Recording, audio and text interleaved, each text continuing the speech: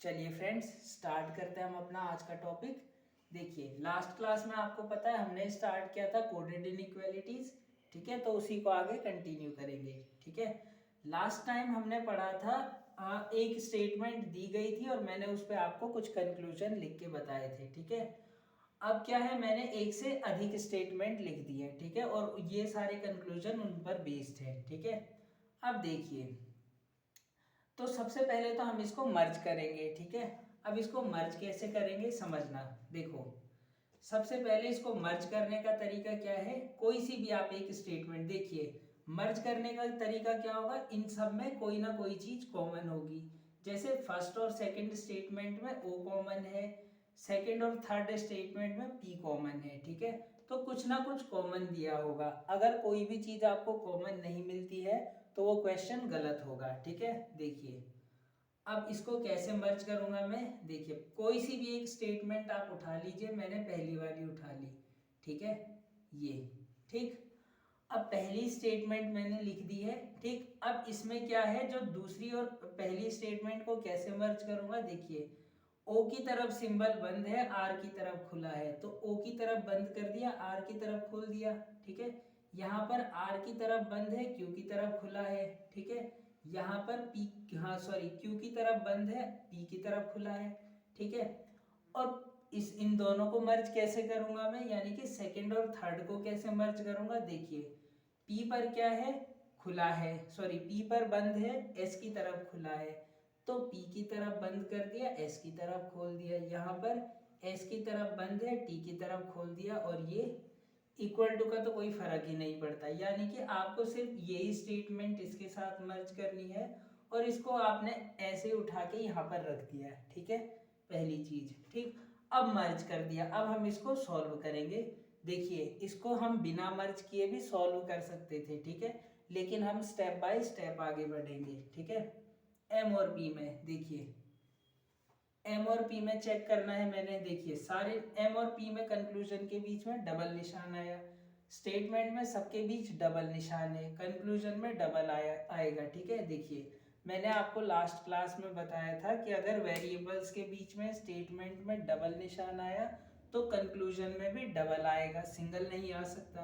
तो डबल आया, पी की तरफ खुला है, पी की तरफ खोल दिया तो सही हो गया। यहाँ पर इसने क्या किया, एम की तरफ खोल दिया, तो ये गलत हो जाएगा। ठीक है, यहाँ पर सिंगल निशान आया तो, और वैसे भी ये एम की तरफ खोल रखा है तो गलत हो गया।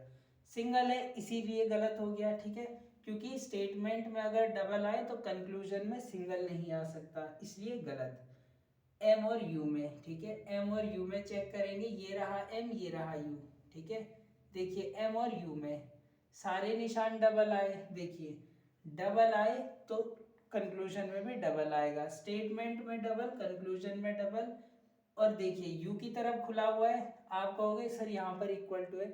मैंने आपसे लास्ट क्लास में बताया था कि आपको इक्वल टू को देखना तक नहीं है। ठीक है, उसको ऐसे ही छोड़ देना है, क्योंकि इसका हमारे पूरे चैप्टर में कोई रोल है ही नहीं। ठीक है, देखिए, तो u की तरफ खुला है तो u की तरफ खोल दिया तो सही हो गया। ठीक है, लेकिन देखिए, आप कहोगे कि सर यहाँ पर इक्वल टू आया, इक्वल टू तो है। देखिए, इक्वल टू है लेकिन ये साथ में ग्रेटर देन भी कह रहा है। देखिए, अगर ये यहाँ पर, देखिए, ये तो गलत हो जाएगा सिक्स्थ। ठीक है, क्योंकि m की तरफ खोल रखा है।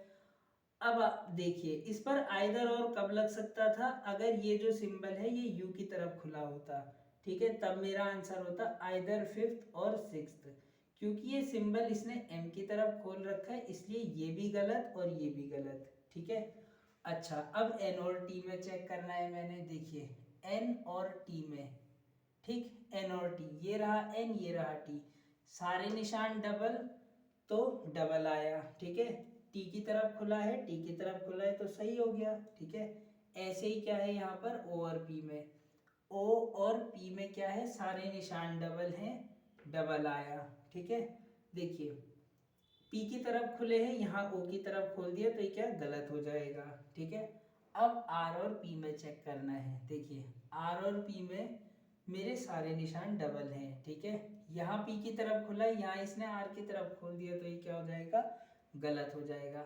इतनी बात आई होप आपको समझ में आ गई होगी। ठीक है, तो चलिए मैं आपको आगे समझाने की कोशिश करता हूँ, मैं इसे मिटा देता हूँ, ठीक है। देखिए अब हम सीखेंगे अपना नया टॉपिक, नया कॉन्सेप्ट, ठीक है। टॉपिक यही रहेगा, नया कॉन्सेप्ट है, ठीक है।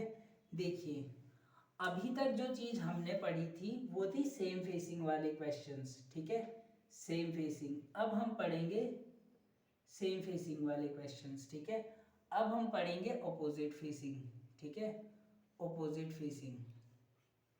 देखिए सर ये सेम फेसिंग अपोजिट फेसिंग क्या होगी। देखिए अगर सारे के सारे सिंबल्स एक ही डायरेक्शन में आए, देखिए इनके बीच में इक्वल टू आ सकता है, ग्रेटर देन इक्वल टू आ सकता है, सॉरी ये तो लेस देन इक्वल टू का साइन है, ठीक है, लेकिन greater than equal to, less than equal to, बीच में कुछ भी आ सकता है। अगर सारे सिंबल एक साइड एक ही डायरेक्शन में होंगे तो वो क्या होंगे, वो सेम फेसिंग वाले होंगे।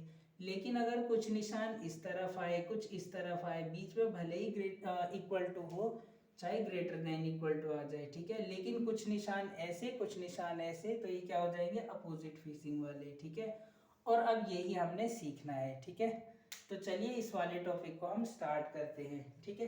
देखिए अब अगर मान लीजिए, देखिए मैं आपसे पूछूं कि आप मुझे बताइए कि अगर मैंने आपसे कहा a is greater then b, ठीक है, ये एक स्टेटमेंट है मेरे पास, a is greater then b and b is less than c, ठीक है, ये ऑपोजिट फेसिंग है। थोड़ा सा टेढ़ा हो गया होगा। देखिए a is greater then b and b is less than c, ठीक है। अब अगर मैं आपसे पूछूं देन फाइंड, तो आप मुझे बताइए रिलेशन बिटवीन ए एंड सी, ए और सी के बीच क्या रिलेशन होगा, ठीक। देखिए तो ए और बी के बीच में जो रिलेशन होगा वो होगा नो रिलेशन, ठीक है, कोई रिलेशन नहीं होगा, ठीक। सर कैसे नो रिलेशन होगा, समझना। देखिए मैंने कहा एक व्यक्ति ए है, ठीक है, मेरे पास पहले तो स्टेटमेंट ये दी है, ये आया कैसे। देखिए एक व्यक्ति ए है जो 30 साल का है, एक व्यक्ति बी है जो 20 साल का है, ठीक है, और एक व्यक्ति सी है जो 25 साल का है। क्या ये इस स्टेटमेंट को फॉलो कर रहा है, बिल्कुल कर रहा है। ए बड़ा है बी से और बी बड़ा है सी से, लेकिन यहाँ पर क्या रिलेशन निकला कि ए छोटा है सी से, ठीक। देखिए ये था पहला। दूसरा क्या है, देखो दूसरा तरीका क्या है कि आप समझना, ए जो है वो 30 साल का है, बी 20 साल का है और सी 40 साल का है, ठीक है। क्या अब ये बात फॉलो कर रही है स्टेटमेंट वाली, बिल्कुल कर रही है। देखिए ए 30 साल का है, बी से बड़ा है, सी 40 साल का है, बी से बड़ा है, और सी 40 साल का हो सकता है, ठीक है। यानी कि यहाँ पर क्या आ गया मेरा, ए छोटा है सी से, ठीक है। तीसरी स्टेटमेंट क्या हो सकती है, देखिए कि ये 30 साल का है ना, और ये भी 30 साल का, ठीक। तो अब क्या मैं कह सकता हूँ ए बराबर है सी के। देखिए मेरे पास मापने के 3 तरीके थे, ठीक है। ए बड़ा हो सकता था बी से, ए बड़ा हो सकता था सी से, ए छोटा हो सकता है सी से, ए इक्वल टू हो सकता है सी के। यानी कि नापने के 3 तरीके थे और मैं तीनों से ही नहीं बता पाया, एक एग्जैक्ट रिलेशन नहीं बता पाया मैं कि या तो ए बड़ा ही है या छोटा ही है या बराबर ही है। मैं कोई सी भी बात कंफर्म नहीं कर पाया, तो इसी चीज को कहा जाता है नो रिलेशन, ठीक है। देखिए जब मैं बता ही नहीं पा रहा हूँ एग्जैक्ट कि ए बड़ा है छोटा है या बराबर है, तो इसी चीज को कहा जाता है नो रिलेशन, ठीक है। अब देखिए जब भी नो रिलेशन आए, ठीक है, तो आपको पहले एक बात समझना, जब भी ऑपोजिट फेसिंग आए, ठीक है, ऑपोजिट फेसिंग आए तो आंसर होगा नो रिलेशन। और नो रिलेशन के केस में जो हम आंसर देंगे वो देंगे हम आइदर और के माध्यम से, ठीक है, आइदर और के माध्यम से, ठीक है। यानी कि आइदर 1 और 2 और 3, ठीक है। देखिए ये तीनों बातें एक ऑप्शन में आ सकती, देखिए दो अलग अलग ऑप्शन में आ सकती हैं, तीनों 3 अलग अलग ऑप्शन में आ सकती हैं। जैसे देखिए मान लीजिए स्टेटमेंट दी है मुझे a is greater then b, b is greater, sorry B is less than C, ठीक है।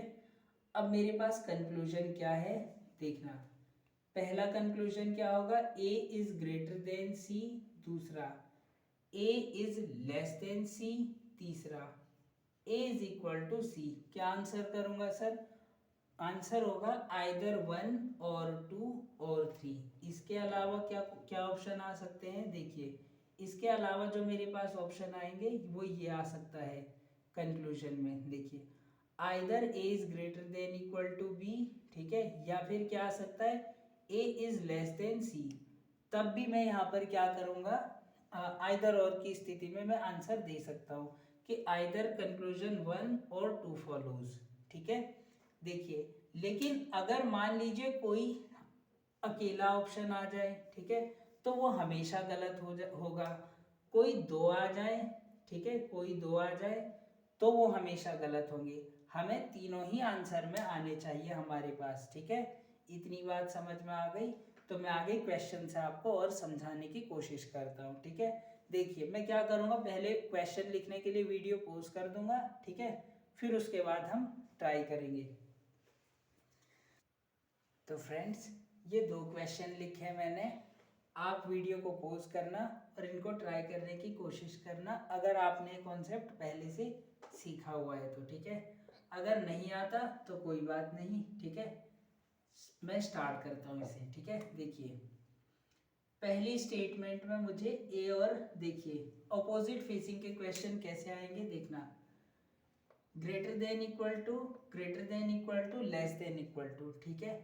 कहीं भी बीच में कहीं भी आ जाए तो ये क्या हो जाएगा, ऑपोजिट फेसिंग का क्वेश्चन हो जाएगा। जैसे कि ए और ई में मैंने कंपेयर करना है, greater than equal to, greater than equal to, less than equal to, तो ये अपोजिट फेसिंग हो गया, ठीक है। अब अपोजिट फेसिंग के केस में मैंने आपसे कहा था बड़ा छोटा बराबर तीनों, तीनों मेरे आंसर होंगे, ठीक है। और आंसर दिया जाएगा आइदर और के माध्यम से, कोई भी दो कंक्लूजन आ जाए गलत होंगे, ठीक है। कोई एक आ जाए वो भी गलत होगा, कोई दो आ जाए वो भी गलत होगा, तीनों आ जाए तब आंसर आइदर और के माध्यम से दिया जाएगा। जैसे यहाँ पर ग्रेटर देन इक्वल टू और ये less than equal to, sorry less than, ठीक है। तो ये ऑप्शन भी सही, ये तो फिर पहले और दूसरे में आइदर और के माध्यम से हम आंसर देंगे, तो आंसर होगा आइदर 1 और 2, ठीक है। आइदर 1 और 2 फॉलोज, ठीक है। और यहाँ पर ए और डी में अगर मैंने कंपेयर किया तो देखिए अपोजिट फेसिंग आई, ठीक है। यहाँ पर एक में ए बड़ा कह रखा है, एक में डी बड़ा कह रखा है, ठीक है। तो ग्रेटर देन इक्वल टू और लेस देन, तो ये क्या हो जाएगा, थर्ड और फोर्थ में भी मैं क्या करूँगा, आइदर और के माध्यम से आंसर दूंगा, ठीक है। इतनी बात समझ में आ गई। देखिए अगला है हमारा कंक्लूजन, ये सॉरी ये वाला क्वेश्चन, ठीक है। अब यहाँ पर दो स्टेटमेंट आ गई, ठीक है। तो पहला तरीका मैंने आपको क्या बताया था, आप इन दोनों स्टेटमेंट्स को मर्ज कर दीजिए, ठीक है। सर मर्ज कैसे करेंगे, ठीक है, ये चीज़ समझ में आ गई, मैं इसको मिटा देता हूँ, मर्ज करने का तरीका बताता हूँ मैं आपको। देखिए इनको मर्ज करना बिल्कुल आसान है, ठीक है। कोई सी भी एक स्टेटमेंट को आप उठा लीजिए, जैसे ये वाली है, ठीक है, ठीक है। अब देखिए इन दोनों में कॉमन क्या है, ठीक है, इन दोनों में कॉमन है सी, ठीक है। दो स्टेटमेंट में एक चीज के अलावा दूसरी चीज कॉमन नहीं हो सकती, वरना स्टेटमेंट गलत हो जाएगी, आंसर नहीं दे पाओगे, ठीक है। देखिए अब यहाँ पर क्या कर रखा है, देखिए सी की तरफ खुला है, तो मैंने क्या किया, सी की तरफ खोल दिया, ग्रेटर देन इक्वल टू कर दिया, और ये एन और ये क्या हो जाएगा एम, ठीक। अब देखिए यहाँ पर सी की तरफ बंद है, पी की तरफ खुला है, सी की तरफ बंद किया, पी की तरफ खोल दिया, ठीक है, और ग्रेटर देन इक्वल टू हो गया, sorry less than equal to हो गया, ठीक है। पी की तरफ बंद है, पी की तरफ बंद है, क्यू हो गया, ठीक है। शायद ऊपर थोड़ा सा दिखाई ना दे, ठीक है, इसलिए मैं क्या करता हूँ थोड़े से छोटे छोटे लिखूंगा, और ये हो जाएगा आर, ठीक है, ठीक। देखिए अब या तो आप ऐसे करके एक चौराहा बना लीजिए, ठीक है, या फिर आप क्या करना, देखिए अब मैं आपको डायरेक्ट ट्रिक ही समझा देता हूँ इसकी, ठीक है। आपको ये बनाने की जरूरत नहीं पड़ेगी क्योंकि इसमें बिना मतलब का टाइम लगाना बेकार चीज है, ठीक है।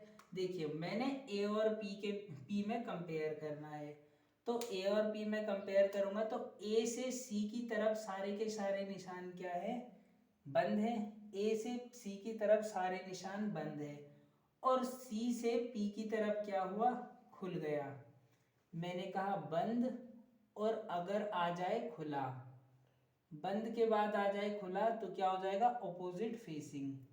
अगर स्टार्ट किया होता बंद से और खत्म होता बंद पर तो सेम फेसिंग, स्टार्ट किया होता खुले से और खत्म होता खुले पर तो सेम फेसिंग, ठीक है। देखिए यहाँ पर भी आप देख सकते हो ए से सी की तरफ सारे के सारे निशान क्या है, बंद है और सी से पी की तरफ खुल गए, ठीक है। आप इस वाली स्टेटमेंट को पकड़ के ऐसे नीचे को ले आइए, ठीक है। तो ये क्या हो जाएगा, बंद और ये खुला, अपोजिट फेसिंग। अपोजिट फेसिंग के केस में बड़ा छोटा बराबर तीनों चीजें होती है। कोई भी एक चीज आ जाए या कोई भी दो चीजें आ जाएंगी गलत होगा, ठीक है। चेक कर लेंगे ए पी और तो नहीं है, देखिए ए पी और कहीं पर भी नहीं लिखा है, ठीक है। बी और पी में देखिए, बी और पी में बी से पी गए, ठीक है। या तो आप यहां से कर लीजिए, बी से सी सारे के सारे निशान बंद, सी से पी खुला, या डायरेक्ट यहीं से ही चेक कीजिए। देखिए बी से सी क्या है, बंद है, सी से बी खुला, बंद खुला, ठीक है। तो ऑपोजिट फेसिंग, ऑपोजिट फेसिंग के केस में बड़ा छोटा बराबर तीनों आंसर होंगे। कोई से दो आ जाए गलत होंगे, दोनों गलत होंगे। देखो अब मैंने किस में चेक करना है, एम और आर में, ठीक है। देखिए एम से सी तक सारे के सारे निशान खुले हैं, सी से आर तक सारे के सारे निशान खुले हैं, दिख ही रहा है सेम फेसिंग, ठीक है। देखिए सेम फेसिंग है, अगर बीच में कहीं भी सिंगल निशान आ जाए तो फिर कंक्लूजन में सिंगल ही आएगा, डबल नहीं आ सकता। आर की तरफ खुला है, आर की तरफ खुला है तो सही हो गया। देखिए एम आर के बराबर नहीं हो सकता, एक बार सिंगल या डबल या कोई सा भी एरो का निशान आ गया तो फिर इक्वल टू नहीं हो सकता, ठीक है। एक बार भी बड़े या छोटे का निशान आ जाए तो फिर इक्वल टू का निशान नहीं आ सकता, ठीक है। स्टेटमेंट में बड़े या छोटे का निशान, कंक्लूजन में इक्वल टू, तो कंक्लूजन गलत होगा, ठीक है। अब सी और आर में चेक करना है, ठीक है। देखिए डबल सिंगल, एक बार सिंगल आ जाए सेम फेसिंग है, ठीक है, तो क्या हो जाएगा, सिंगल आएगा, डबल नहीं आ सकता। स्टेटमेंट में एक बार भी सिंगल आ गया तो कंक्लूजन में डबल नहीं आ सकता, गलत हो जाएगा। अब चेक करेंगे डी और पी में। देखिए मैं सी की जगह डी लिख सकता हूँ, देखिए सी इक्वल टू डी का मतलब क्या होगा, मैं सी की जगह डी लिख सकता हूँ, ठीक है। देखिए अब D is less than equal to P, ठीक है। पी की तरफ खुला है, पी की तरफ खोलने की बजाय इसने डी की तरफ खोल दिया तो क्या हो जाएगा, गलत, ठीक है। भले ही निशान डबल आया लेकिन क्या होगा, इसने पी की तरफ खोला है तो ये क्या है, इसने डी की तरफ खोल दिया तो गलत हो जाएगा। अगला सी और एन में चेक करेंगे। देखिए सी और एन में तो डायरेक्ट ही दिख रहा है मुझे, डबल आया यहाँ सिंगल ले आए ये, ठीक। सी की तरफ खुला है लेकिन देखिए नाइन्थ और एट्थ में आइदर और की स्थिति बनेगी, कैसे, यहाँ पर एक बार अगर मैंने आपको बताया था कि अगर डबल निशान दो अलग अलग ऑप्शन में आ जाए तो आइदर और की स्थिति बनती है, तो आइदर एट्थ और नाइन्थ, ठीक है। अच्छा इसमें क्या होगा, 10वें में सी और पी में चेक करना है। देखिए सी और पी में चेक किया तो पी की तरफ खुला है, पी की तरफ खुला है, डबल निशान है, डबल निशान है तो सही हो गया। डी और आर में चेक करेंगे। देखिए डी और आर में चेक करने के लिए सी की जगह में डी लिख सकता हूँ, सारे के सारे निशान आर की तरफ खुले हैं, ठीक है। तो इसने क्या किया, इसने डी की तरफ खोल दिया तो ये गलत हो जाएगा, ठीक है। अगला क्या है, ई और आर में, ठीक है। ई और आर में चेक करेंगे, ठीक है। ई और आर में देखिए ई से सी की तरफ खुला हुआ है, ये इक्वल टू को देखना तक नहीं है, ठीक है। ई से सी की तरफ क्या है, खुला हुआ है, और सी से आर की तरफ क्या है, खुला हुआ है, पहले भी खुला था अब भी खुला आया, तो सेम फेसिंग। सेम फेसिंग के केस में देखिए, सेम फेसिंग मतलब अपनी वही ट्रिक लगेगी कि अगर सिंगल आया बीच में कहीं भी तो सिंगल आएगा, ठीक है। लेकिन यहाँ पर आर की तरफ खुला है, इसने ई की तरफ खोल दिया, तो ये क्या हो जाएगा, गलत। ठीक, सेम फेसिंग का था ये, ठीक है। तो इसका आंसर क्या होगा, है ना, देखिए 4th and 10th follows and either 8th and 9th conclusion follows, ठीक है, ये इसका आंसर होगा। तो फ्रेंड्स ये थी हमारी आज की क्लास। अगर आपको ये अच्छी लगी हो ये वीडियो तो प्लीज़ इसे शेयर कीजिए, ठीक है। Thank you.